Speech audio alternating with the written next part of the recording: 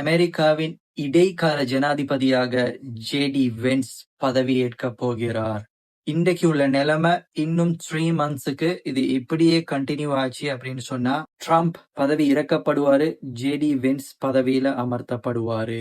Trump பதவிக்கு வர்றப்ப America first, greater America அப்படிங்கிற ஒரு ப்ராமிஸ முன்னுக்கு வச்சு தான் ட்ரம்ப் பதவிக்கு வந்தாரு. ஆனா இன்னைக்கு நிலைமை எப்படி இருக்கு அப்படின்னு சொன்னா மொத்த அமெரிக்கன்ஸும் மோர் தென் 60% தலையில கைய வச்சு உட்கார்ந்து இருக்காங்க.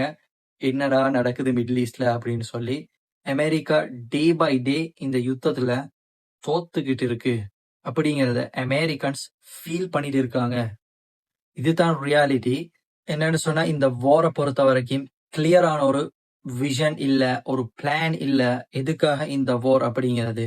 டே by day military high rank officers வந்துட்டு ரிசைன் பண்ணிக்கிட்டு இருக்காங்க, ராஜினாமா பண்ணிக்கிட்டு இருக்காங்க. For example Joseph Kent, counter டெரரிசமோட டிரெக்டர், அவர் ஒரு இந்த உலகத்துக்கு ஆகப்பெரிய ஒரு மெசேஜையும் கொடுத்துட்டு ரிசைன் பண்ணியிருக்காரு. இது அமெரிக்கன்ஸோட வாரே இல்ல அப்படிங்கிற விஷயம் அமெரிக்கால இது பெரும் பேசும் பொருளாக மாறி இருக்குது. பத்தி கொண்டிருந்த நெருப்புல பெட்ரோலை ஊத்தின மாதிரியான ஒரு விஷயமாக ஆகி இருக்குது. இந்த சேஞ்சஸ் எல்லாம் யூஎஸ் ஸ்பெஷலாக வாஷிங்டன் டிசி இந்த மாதிரியான சர்ப்ரைசஸ் எதிர்பார்க்கவே இல்லை. இந்த வார ஆரம்பிக்கும் பொழுது ஒரு குரூப் வந்துட்டு இதுல ரொம்ப ப்ராஃபிட் பார்த்திருக்காங்க. அவங்களுக்கு இதோட டேஸ்ட் தெரியும். அவங்களுக்கு இஸ்ரேல் கண்டிப்பாக வேணும், நெதன்யாஹு கண்டிப்பாக வேணும்.